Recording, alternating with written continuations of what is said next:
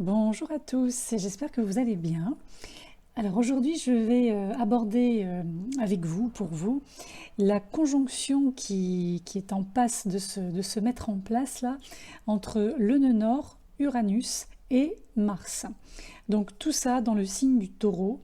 Très exactement, si on prend la conjonction exacte, on sera à 18 degrés du signe du Taureau. Alors ce qui est important, c'est qu'à chaque fois qu'Uranus, planète du changement soudain, donc de l'inattendu, de l'innovation, de la rébellion aussi, et de la partie, c'est vrai qu'on peut s'attendre à une période à la fois révélatrice, explosive également, mais en tout cas qui permet de, je dirais, d'avancer sans forcément être retenu par d'autres chaînes. Alors, c'est vrai que là, quand on regarde la conjonction, notamment entre Uranus et le nœud nord, il faut revenir en mars 2007 pour retrouver le même type de configuration, donc une conjonction Uranus-nœud nord. À l'époque, en 2007, en mars 2007, nous étions dans le signe des Poissons.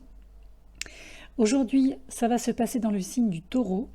Et là, on a vraiment une occasion je dirais, d'identifier et de prendre en main le chemin qui vous est destiné ou que vous-même vous destinez. Ici, nous sommes en signe de terre, en signe fixe, depuis le 15 mai 2018 pour Uranus, qui continuera à travers ce signe jusqu'au 27 avril 2026. Alors, comme Uranus est considéré comme une planète transpersonnelle, transgénérationnelle, donc à longue portée, ça signifie que son ou ses effets ont tendance à être ressentis plutôt par la société dans son ensemble, par rapport à une base plus individuelle. Sur le plan individuel, on remarque surtout des changements, des événements notables lorsque le transit d'Uranus impacte les luminaires, donc le Soleil et la Lune, ou bien des énergies personnelles comme Mercure, Vénus, Mars. On remarque aussi que lorsqu'Uranus s'oppose à elle-même, donc lorsqu'on a une opposition Uranus en transit, là en général il y a des changements de vie qui peuvent arriver, des retournements de situation, des événements un peu soudains. Donc moi j'ai envie de dire que même si Uranus c'est une énergie qui a tendance à façonner je dirais, les schémas, les modèles à l'échelle mondiale, son passage en Taureau alimente de toute façon des périodes majeures qui sont liées à vos relations personnelles, à votre sentiment de sécurité et aussi à la façon dont vous définissez la notion de richesse. Et d'ailleurs, j'ai posté, voici quelques mois, un audio justement spécial Transit du Nord en Taureau, dans lequel vous pourrez tout à fait retrouver pas mal de détails concernant ce transit déjà. Donc, pour résumer, nœud Nord Taureau, en face de cette nœud Sud Scorpion. Ici, on a l'accent qui est mis sur des thèmes comme la stabilité, la sécurité, que ce soit sur un plan émotionnel ou matériel. Les thèmes ou les thématiques en lien avec cet axe, Taureau-Scorpion, sont rattachés au pouvoir, la notion de pouvoir, que ce soit un pouvoir psychique, émotionnel, sexuel ou matériel. Alors du côté du nœud sud, juste pour terminer avec ça, le nœud sud étant en Scorpion, le Scorpion étant dirigé par Pluton, et de l'autre côté le nœud nord en Taureau qui est dirigé lui par Vénus. J'ai presque envie de dire, le paradigme il peut être un petit peu aussi dans le sens passons de l'amour du pouvoir au pouvoir de l'amour, vous voyez, passer du Pluton à Vénus et non pas l'inverse. Et je dis ça parce qu'en fait, on voit bien qu'il va être important de reconsidérer, de clarifier ce que l'on considère comme essentiel par rapport à ce qui est accessoire et essentiellement pour notre bien-être. Donc ça peut engager des actions comme nous déconnecter de ce qui ne nous sert plus, lâcher les anciens schémas essentiellement négatifs, libérer tout ce qui est toxique dans nos vies. Les processus de guérison également des traumatismes, des deuils, des blocages non résolus. En fait, là, entre dans une période très positive, très prolifique. Et tout ce qui va toucher aussi aux soins du corps. Alors, avant de démarrer l'analyse proprement dite, moi, il y a quelque chose qui me saute aux yeux sur cette carte du ciel. Alors, la carte du ciel, en fait, je l'ai montée au 1er août, c'est-à-dire le jour où vraiment Uranus, Mars et le nœud nord sont alignés. Maintenant, c'est une influence qui a une marge, qui a un orbe, donc on va prendre quelques jours avant et on va prendre jusqu'au à peu près, on va dire, allez, mi-août, surtout si l'on prend en compte le nœud nord réel. Le nœud nord vrai, si vous préférez. Alors oui, ce que je remarque et qui me rassure quand même sur le fond, c'est que les énergies, les planètes qui dirigent la zone nœud sud et la zone nœud nord, donc en l'occurrence Pluton pour le nœud sud Scorpion et Vénus pour le nœud nord Taureau, sont extrêmement bien aspectés. Si vous regardez la carte, vous voyez que Pluton, bon, il est rétrograde certes, c'est bien, ça nous permet de nettoyer encore des choses très en profondeur, est bien aspecté à la Lune en trigone, à Neptune en sextile, et du côté de Vénus, là, nous avons un trigone vers le nœud sud, donc un sextile vers le nœud nord, sextile vers Mars, sextile vers Uranus, et également un sextile vers la Lune. Moi, ça me fait dire que déjà, ces énergies, notamment plutoniennes et vénusiennes, sont intégrées d'une manière ou d'une autre sur le fond. Maintenant, qu'est-ce qu'il en est concrètement sur la forme, dans la matière? Alors, pour ça, je vais aller regarder du côté de ce qu'on appelle le carré hanté, puisqu'il y a un carré hanté, c'est-à-dire une opposition, en l'occurrence ici, Saturne opposé à Mercure. Et ces deux planètes, ces deux énergies, j'ai failli dire, ces deux planètes sont elles-mêmes en carré vers Mars, Uranus et donc le nœud nord, donc la fameuse triade de cette triple conjonction. Alors ici, on est sur des zones fixes, on est sur des signes fixes. Et le fait que l'axe taureau-scorpion soit très impliqué, jusqu'en juillet 23, donc encore une petite année, ici on va être tous mis au défi de penser ou de repenser la façon dont on veut se montrer, la façon que l'on a de... j'ai failli dire de mettre en avant notre estime de soi, en fait de travailler notre estime de soi, la manière dont on va favoriser une plus grande autonomie. Ça, c'est le modus operandi du taureau. Et en même temps, le but c'est de former et de nourrir les liens que l'on entretient, bon déjà avec soi-même, avec les autres, mais aussi tout ce qui va toucher notre pouvoir de négociation. Ça, c'est les domaines d'expertise du Scorpion. Donc là, on voit c'est assez carré, c'est-à-dire que à l'image de cet axe fixe Taureau-Scorpion, ici, on va être invité à être extrêmement clair sur ce que l'on veut, sur ce que l'on ne veut plus. Alors justement, Saturne, qui est rétrograde et qui fait partie de ce carré hanté, ici représente en quelque sorte nos peurs, nos craintes récentes résultant de ces années que l'on traverse. Et en fait, toutes ces peurs, toutes ces craintes, elles tendent à produire une sorte de recherche d'une plus grande sécurité. Mais bon, c'est sûr que aller chercher la sécurité à l'extérieur, c'est une chose, mais là, on est sur un axe qui nous rappelle quand même que la plus grande sécurité doit être travaillée d'abord de l'intérieur. Et avec ce placement de Saturne rétro en Verseau, qui fait écho à cette ère du Verseau, cette ère naissante du Verseau, on a souvent, et on aura encore souvent l'impression que le père, l'État, le gouvernement, l'institution, donc représenté par Saturne, n'est pas là et ne sera pas là pour nous donner la sécurité nécessaire à l'extérieur. Alors du coup, où peut-on ou où pourra-t-on aller chercher ce côté nourricier, cette nécessité d'être nourri, d'être alimenté? Eh bien, on va aller chercher ça du côté de la famille.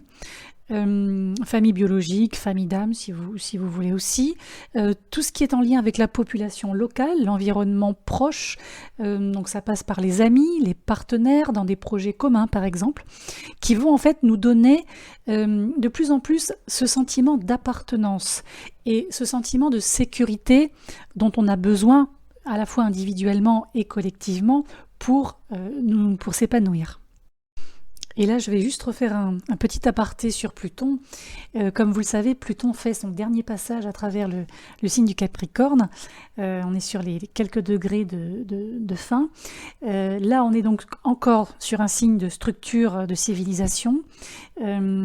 C'est quelque chose qui est en train d'être renversé malgré les résistances naturelles, résistances qui sont quand même très rigides, restrictives, corrompues, obsolètes, etc. Et d'ailleurs, dans le secteur financier, pour info, le nœud nord était également en taureau, ça je l'ai retrouvé, donc sur cet axe de la finance, lorsque l'euro a été introduit en Europe. Donc on peut s'attendre à des changements sociétaux, au niveau des spéculations, des devises, tout ce qui est évalué par les marchés. Il risque d'y avoir beaucoup de fluctuations, notamment dans la valeur des devises.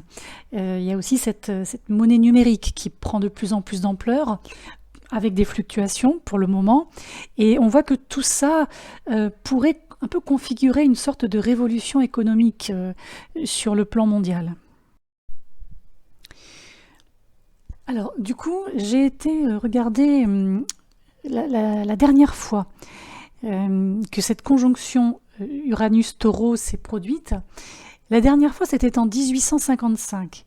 Et alors, en 1855, on est à l'époque de Napoléon III, qui est en guerre contre la Russie.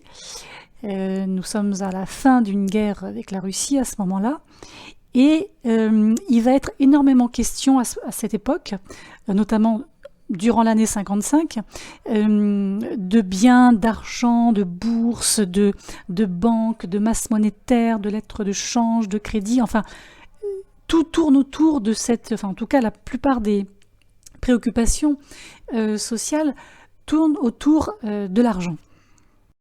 Alors, juste pour partager un petit point avec vous, ce que j'ai retenu de mes lectures avant d'enregistrer cet audio, c'est que la guerre avec la Russie, autour de 1854-56 notamment, c'est vraiment les 3 années que j'ai retenues, 54, 55, 56, en fait, était menée pour empêcher la Russie d'accroître son influence en Europe. Et donc il y avait certains blocages qui étaient mis en place en fait pour empêcher la Russie de contrôler les détroits, donc les passages. Là je vous en parle parce que pour vous montrer à quel point le système de cycle est quand même bien fait. C'est-à-dire que là, quand je vous parle de ça, j'ai l'impression de vous parler de ce qui se passe aujourd'hui, mais en même temps de ce qui se passait hier. Et au XIXe siècle, en fait, avant l'arrivée du nœud nord sur Uranus, ou inversement, en taureau, on était dans une époque de surconsommation, de surproduction. C'est comme ça que je l'ai compris, en fait. Et arrive un moment, donc après le transit Uranus-nœud nord en taureau, où se profilent des désillusions, le fait d'avoir effectivement été un peu trop loin, donc c'est la hausse des prix. Les mines d'or, parce qu'à l'époque il y avait des mines d'or exploitées, n'ont pas répondu aux espérances. L'époque des chemins de fer, les chemins de fer qui étaient récemment construits, n'ont pas forcément donné des résultats attendus aussi. Donc c'est vrai que là, ils sont sur une période où voilà, on passe de la prospérité à une forme de dépression. À cette époque, cette crise économique, monétaire a démarré aux États-Unis, ensuite est arrivée en Europe au niveau de l'Angleterre, puis en France. Alors, la France a été la moins touchée, d'après ce que j'ai compris. Et si on revient donc dans notre belle année 2022, il ne faut pas oublier que cette année, les États-Unis assistent à leur retour de Pluton, c'est-à-dire que Pluton fait une conjonction au Pluton natal et du coup boucle sa boucle. Bon, revenons à l'astrologie parce que sinon je vais pas terminer avec les événements historiques. Je vous invite, si vous voulez, à écouter les quelques audios que je propose cet été, justement sur la corrélation entre les mouvements astrologiques et les faits historiques. Donc, si on revient à l'astrologie, allez. Alors, concernant notre fin juillet 2022, début août 2022, alors, qu'est-ce qu'on retrouve dans ce carré hanté? Je vais revenir à mon carré hanté. Alors, on a donc ce Saturne que je viens d'évoquer qui va nous faire un carré, donc notamment à Mars et à Uranus. Cette combinaison, elle peut faire penser à une impulsion, une envie, un besoin, quelque chose de très dynamique, quelque chose qui vient des tripes presque. Et comme si on ressentait vraiment un appel quelque part ou pour quelque chose. Mais Saturne, qui représente les restrictions, les frontières, etc., risque de se quereller un peu contre tout ce groupe en taureau, ce qui peut signifier que oui, vous serez très sûrement poussé à vous engager pleinement dans quelque chose ou avec quelqu'un. En tout cas, il y a cette dynamique qui est en route dans votre avenir, mais on vous demande quand même de mettre la main à la pâte avant de pouvoir vraiment récolter les fruits d'un travail. Maintenant, quand on regarde les autres aspects que vont former Mars et Uranus, on retrouve un trigone donc vers la Lune et un sextile vers Vénus, donc quelque chose d'assez doux quand même. Il y a une énergie assez harmonieuse dans ces configurations. Alors on a Vénus en Cancer, dans le Cancer intuitif, compatissant, profondément nourrissant ou nourricier, et voilà, on a vraiment un beau sextile avec, je vous dis, cette combinaison Uranus et nœud nord. Alors, moi ici, je pense qu'il va falloir être ouvert à tout ce qui est inhabituel, faire preuve d'imagination, voire de créativité, pourquoi pas, mettre en avant une perception de la beauté et de l'argent, des biens, je dirais, saine. C'est-à-dire que, avec le nœud sud qui est en Scorpion, ici, on nous demande, avec force, de lâcher les poids, quels qu'ils soient. Ces poids qui empêchent peut-être une plus grande légèreté existentielle et une plus grande, je dirais, joie de vivre. Et quelque part, il est, je dirais, nécessaire de payer ce prix parce que avec Vénus qui est en Cancer, donc qui quelque part représente la vie que l'on porte en fait en nous-mêmes, il est presque urgent de retrouver une certaine grâce, une certaine auto-régénération. Et d'ailleurs, si vous avez à disposition votre thème astral, thème natal, allez voir peut-être où se trouve Uranus, dans quelle maison. Parce que là, c'est le domaine où vous devez vous moderniser, vous uraniser, entre guillemets, vous réinventer d'une manière non saturnienne. Donc avec beaucoup plus d'audace, beaucoup plus de prise de risque, mesurée bien sûr, mais quand même. Il peut y avoir comme un nouvel appel professionnel ou une vocation, sinon plus de clarté sur ce qu'il faut faire, et qui pourra servir en fait ce besoin profond d'évolution personnelle. Donc n'hésitez pas à mettre à jour vos compétences par exemple, mettre à jour aussi vos domaines en termes de potentiel, d'optimiser vos revenus en vous libérant des schémas négatifs qui peuvent par exemple limiter un bien-être financier ou un épanouissement professionnel. Maintenant, sur un plan, pour finir, ultra pragmatique, je dirais de vie quotidienne. Alors, c'est sûr que si vous faites partie des 2e et troisième décan du Taureau, du Lion, du Scorpion et du Verseau, bon, attendez-vous éventuellement à subir quelques retards ou quelques contradictions, peut-être dans des déplacements, voilà, des départs retardés ou des événements un peu barrages là, qui viennent bloquer temporairement, hein, je précise bien temporairement le chemin. Toujours si vous faites partie de cette catégorie de personnes, si vous avez donc encore une fois les luminaires ou les planètes personnelles, donc Mercure, Vénus, Mars, si vous avez l'ascendant également dans ces décans, moi je vous conseillerais de ne pas forcément vous engager dans quelque chose là sur fin juillet, début août. Attendez que la première quinzaine d'août passe. Parce que rien ne dit que tout se déroulera comme vous le souhaitez. Il pourrait y avoir comme une sorte de parasitage extérieur temporaire voilà, qui pourrait peut-être retarder certains projets. Voilà, donc s'il n'y a pas d'urgence en soi, attendez un petit peu. En tout cas, attendez vraiment, je dirais, la troisième semaine du mois d'août. Voilà les amis, vous savez tout. Bah, écoutez, apparemment, si les énergies sont relativement bien maîtrisées et contrôlées, les choses devraient bien se passer. Mais en effet, on n'est pas à l'abri d'événements externes hein, qui pourraient un petit peu semer certains troubles là sur cette jonction entre les 2 mois. Mais bon, si ça ne va pas, comme quand même cette triple conjonction, je répète, est en Taureau, on est en signe de terre, n'hésitez pas à vous ressourcer en pleine nature ou avec des animaux, au contact avec des animaux, des enfants. N'hésitez pas à mettre voilà, les mains dans la terre ou dans le sable, ou mettez les pieds dans l'eau, enfin tout ce qui peut vous faire du bien et vous reconnecter à ce qu'on appelle la terre-mère. Voilà les amis, donc c'est tout pour moi. Pour terminer, je vous retrouve bientôt pour la suite des événements.